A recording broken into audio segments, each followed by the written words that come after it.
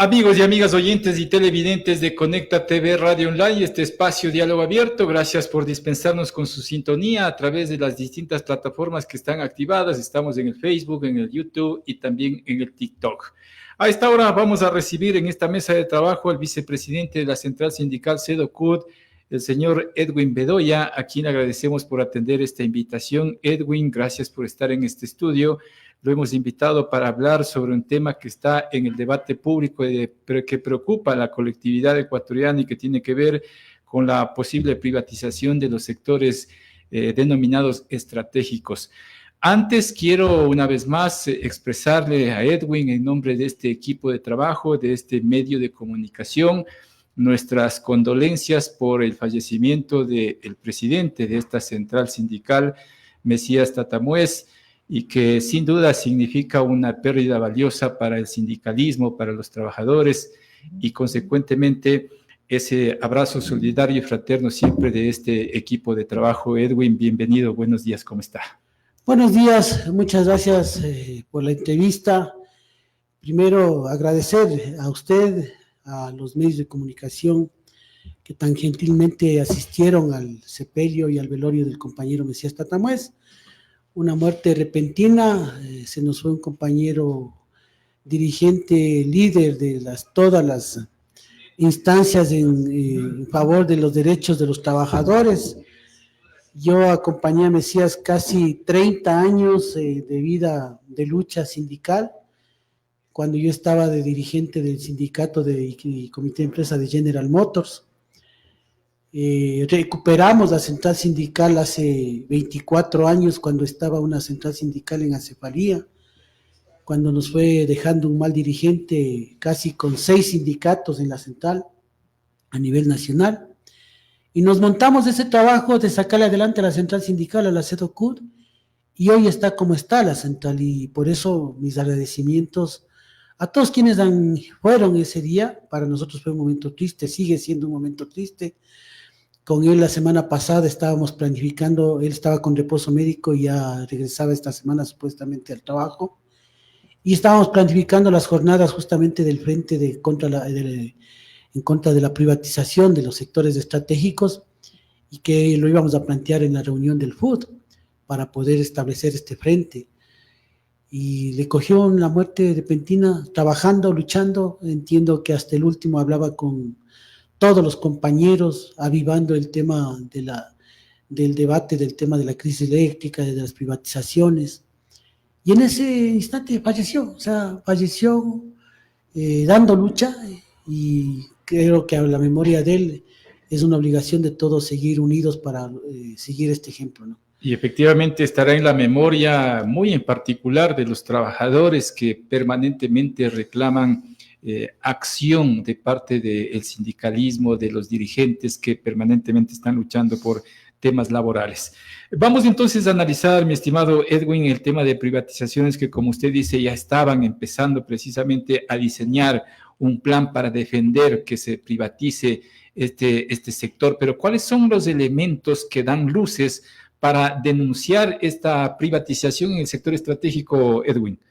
Bueno, hay que hacer solo memoria que el 7 de mayo del 2024, el ministro de Energía, ya en ese entonces Roberto Luque, ya anunciaba que el gobierno estaba preparando reformas para promover la generación privada de electricidad. Uh-huh. Acordémonos, desde el 7 de agosto de 2024, siguiendo esa línea de tiempo, el mismo ministro de Finanzas en ese entonces señaló que se podía ya entregar un campo petrolero, el campo petrolero Sacha, que justamente a propósito de eso está el compañero David Almeida ya con un visto bueno por haber denunciado lo que en el año 7 de agosto de 2024 ya lo dijo el mismo ministro de Finanzas, así que no hay ninguna información privilegiada que David haya mencionado.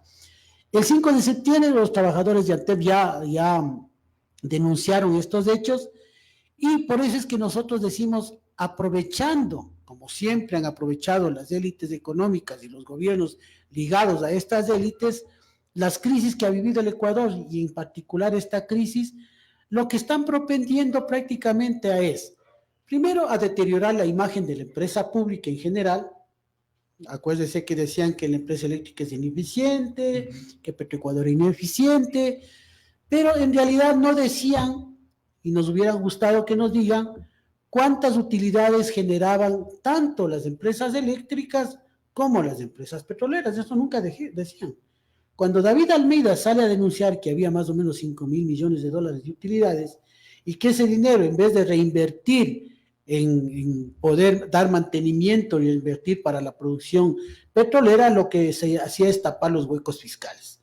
Entonces había un deterioro, como él decía, se están haciendo un harakiri a las empresas, un autosabotaje, decía él. O sea, el gobierno se cogía el dinero que generaba Petroecuador y también las empresas eléctricas. Entonces no daban mantenimiento a todos los generadores eléctricos, no daban mantenimiento a los generadores termoeléctricos, es decir, no había ni siquiera un plan de emergencia para poder suplir estas necesidades, que no es que no lo sabían que había etapas de sequía en los meses que ya estamos viviendo. O sea, es un escenario que lo propician de manera intencional. Así es, no, yo no estoy diciendo que de ellos la culpa de la sequía, no.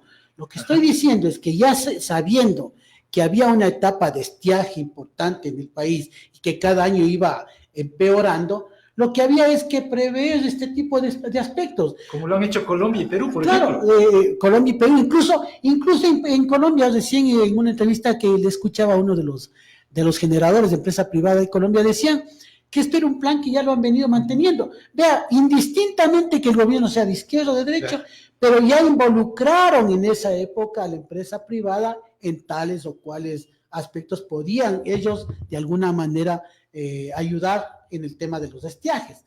Entonces, fíjese usted cómo en cambio aquí lo contrario se hace. No se repotencia a la empresa pública, en este caso de las empresas estratégicas que podrían ayudar.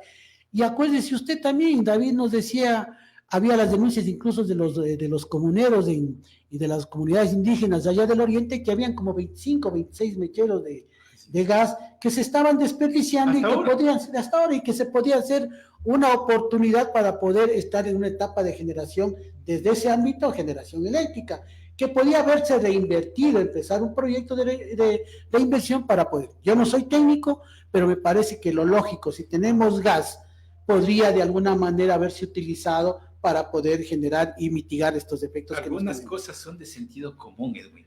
Así es, o sea, es por lógica, no es necesario ser técnico, como le digo, pero sí, si alguien me dice, vean, yo tengo gas ahí desperdiciándose, tengo en el campo amistad, en la costa, entonces podemos hacer algo con este tema. No, lo que piensan los gobiernos, desgraciadamente, de derecha, tanto de banqueros como de empresarios, lo que piensan es en el negocio, la oportunidad del negocio, que no es malo, pero ¿bajo qué intenciones se lo hace?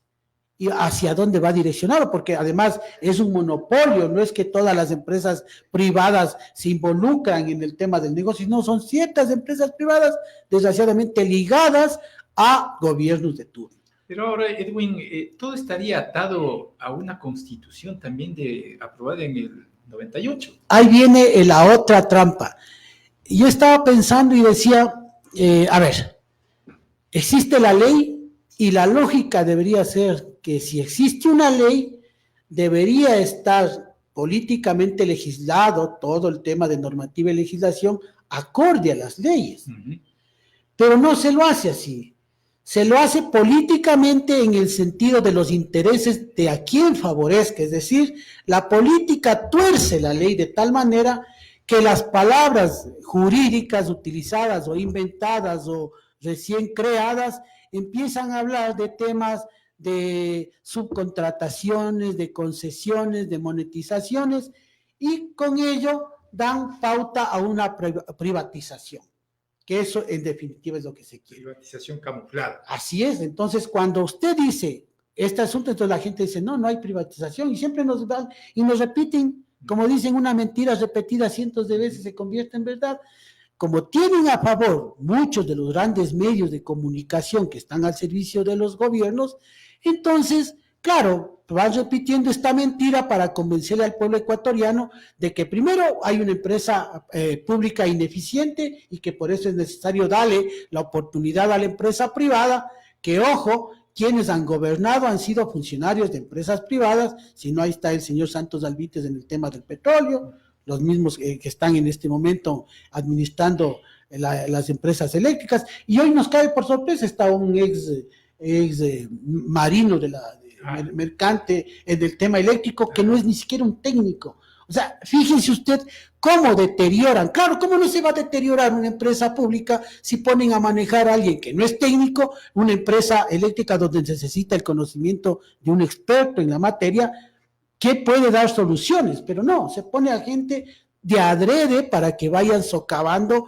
el tema del panorama y del discurso de que la empresa pública es ineficiente. Y eso ha pasado en todas las empresas, tanto telefónicas, las aéreas, es decir, en todas las empresas los gobiernos han ido deteriorando. Ahora, todo este escenario no es de ahora, se viene generando desde mucho tiempo atrás para estar en un escenario complejo que el que tenemos y que la gente ya lo empieza a mirar como una salida a las privatizaciones, pero la pregunta en este sistema o en este tema es cómo hacemos para desnudar la realidad, la verdadera realidad y que la gente reaccione. Bueno, y ese es un problema porque nos han estado metiendo el tema del miedo por todo lado. Acuérdense que vivimos un tema de inseguridad y ese tema de inseguridad influyó psicológicamente en la gente y golpeó que a veces cuando uno se llamaba a una protesta, primero era la pandemia que no salía porque me contagio. Ahora ya no salgo porque hay amenazas de que me pueden matar, a que me puedan disparar, a que pueda haber algún asunto de persecución a dirigentes como lo está viendo, o a su vez una amenaza de despido de trabajadores si es que le ven en la marcha. Como David Almeida. Claro, como David. Entonces, fíjese usted ese tipo de miedos que le siguen metiendo. Y como digo, es un discurso armado alrededor de las crisis, y no recuerdo este libro de un autor donde decía que las crisis están favoreciendo, nos están envolviendo en temas de las crisis con el miedo, nos están envolviendo a que aceptemos una realidad que no es cierta.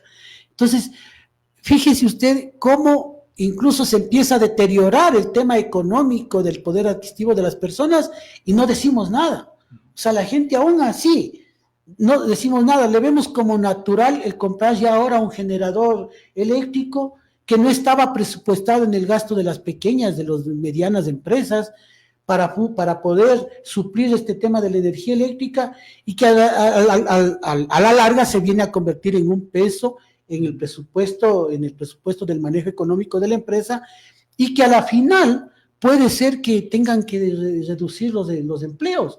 Y ese es ese es otro de los temores. Todos lo estamos normalizando. Así es, o sea, estamos viendo como normal. Yo la semana pasada estuve en Santo Domingo el día domingo, y toda una calle donde venden carne, verduras, toda una calle era una bulla de todos los motores eléctricos. Claro, entonces yo compraba la carne en una tercena y la señora me decía, quejándose del generador, que no se oía incluso para cobrar. O sea, fíjense, es un impacto hasta psicológico. Contaminación. Y la señora es una reacción con iras, la tensión no es la tensión la misma, la normal, pero adicional a eso se quejaba de que este aparato se dañaba a cada momento. Claro, porque estos aparatos es un paliativo momentáneo. Entonces, claro, entonces decía que ya la señora, este aparato que se había comprado hace un mes, ya se le estaba dañando a cada rato. Entonces, fíjese usted, la inversión que ella no tenía presupuestado, un pequeño negocio, esto empieza a implicar que los comerciantes y los trabajadores, los consumidores, empiecen a tener ya un impacto en el poder adquisitivo. Y eso es lo que deberíamos darnos cuenta. Y por eso es que cuando nosotros venimos y hablamos aquí, es para que un poco se reflexione, porque sí, cuando hablábamos la semana pasada, como decía, sobre el frente de privatización, contra de la privatización, hablábamos de estos casos, decíamos cómo hacer para que la gente reaccione. Claro. Y ese es un poco el punto de discusión, de ver cómo hacemos, llamamos a foros o estamos en las plazas, y nos tocará hacer todo eso. ¿Ya no es una opción ahora unas marchas? la opción es la marcha, pero tenemos que tener la convocatoria suficiente y la convocatoria consciente de que hay un efecto y que es lo único que nos puede solucionar, digamos, de alguna manera para oponernos a este tipo de medidas que van directamente a privatizar, pero sobre todo hay que ver el espejo. ¿Se acuerda que hablábamos lo que pasaba en Argentina? Claro. O sea, prácticamente ahí los argentinos solo nos falta que nos privaticen el aire, decían ellos. Y los costos de la energía en Argentina cuando privatizaron son altos. Por eso es que muchos estudiantes ahora se están regresando de Argentina hacia el Ecuador porque ya hay una carestía total. Entonces, el Ecuador se está volviendo en el país más caro, pero va a volverse en un país más pobre, más inseguro, porque esto también no combate la inseguridad, a pesar de que nos elevaron el tema del IVA. No se han pensado en medidas de solución, de bajar el IVA en este tema de la crisis, en una época que ya vamos a entrar de una época navideña donde el consumo es importante, va a decrecer la venta, y por lo menos se debería pensar en una medida compensatoria en bajar el IVA a lo que estaba, para que algo se pueda vender, pero también hay otro tipo de medidas que deberían tomarse inmediatamente. Por ejemplo, las asociaciones de bancos privados ya tomaron una medida de por lo menos condonados, alguna cosa, pero lo que nos decían es que hay ciertos también requisitos que cumplir. Entonces también son medidas parecieran buenas, pero de manera... populistas, podríamos decir. Así es, o sea, demagógicas para decir, vean cómo les estamos apoyando, pero cuando usted va a decir que le condone la deuda, no, usted tiene que cumplir estos requisitos y por tanto, no. Nosotros, el Estado ecuatoriano, y digo nosotros como ecuatorianos, les hemos perdonado y hemos condonado más de 7 veces las multas de intereses y sin pedirles requisitos. En los distintos gobiernos. Claro, en los distintos gobiernos, son 7 veces que les hemos hecho, además de otras medidas compensatorias. Les hemos reducido el ISD, que es una medida que nos parece incorrecta, porque todos los gobiernos, sin excepción de lo que yo he escuchado, he leído y he investigado, todos los gobiernos que están en una crisis terrible, lo que hacen es primero elevar el ISD para tener dinero en los gobiernos, en el Estado, que no se fuguen, y que con este pretexto de la bajada del ISD, en cambio, ahora se están fugando capitales y no se reinvierten en el país y están yendo a paraísos fiscales. Entonces, esas medidas, que son las que nosotros hemos propuesto, deberían tomarse por lo menos como un paliativo, pero lo que se hace es pensar en el negocio parte de la privatización, que lo van a monopolizar un grupo de empresas ligadas a los gobiernos de turno. Quiero atar a esta conversación, a este análisis, lo que ya se viene, porque estamos cerca de final de año y tiene que ver con el incremento salarial. En este escenario y a este paso, difícilmente van a querer incrementar un centavo, Edwin. Claro, y ese va a ser la lógica, digamos, de los empresarios, del sector empresarial, y también del gobierno, porque al gobierno también, acuérdense, no le interesa. Nos han mantenido congelados ya más de 10 años, claro, los salarios de sectores públicos. Yo no sé cuánto tiempo más se van a congelar. Hay un decreto 054 incluso en el tema de los contratos colectivos que están congelados. Pasa revisión de finanzas no se sabe. Por eso tenemos tantos contratos colectivos terminados 4, 5, 6, 7, 8 años, porque no se ha resuelto este tema. O sea, estemos bien o estemos mal, nosotros vamos a hacer la piedra de tope y nos van a decir no hay dinero. Siempre nos van, o sea, haya dinero o no, nos van a decir. Ahora, en este momento, regreso a lo que le decía. Por lo menos las medidas compensatorias de bajar el IVA, de condonar las multas de interés sin tener estos requisitos engorrosos, de subir el tema del impuesto del ISD, debería permitir tener un alza salarial razonable para que los trabajadores tengan poder adquisitivo, poder de compra, y las demandas de ofertas de productos se puedan vender, y poder también financiar a las empresas privadas, a las empresas pequeñas, medianas, que son las que hacen la circulación del negocio, dinamizan la economía. Porque a nosotros no nos interesa enriquecer al importador, porque al importador no le interesa. Ajá. Porque el importador está ganando en este momento. Entonces, porque le han bajado los aranceles para importaciones, mientras los productos nacionales, en cambio, están elevándose. Y es más, productos de primera necesidad, tenemos que irnos a Colombia a traer de contrabando para poder comprar y poder sobrevivir con un poder adquisitivo casi bajo. Entonces, esas cosas, mi estimado Amigo, eso es lo que está sucediendo aquí en el país y lo que nosotros consideramos que hoy en el Frente Unitario de Trabajadores, que vamos a reunirnos en pocas horas, vamos a tomar decisiones importantes, pero no está descartada las movilizaciones que vamos a tener. En ¿Para Cuenca, este año? para este año.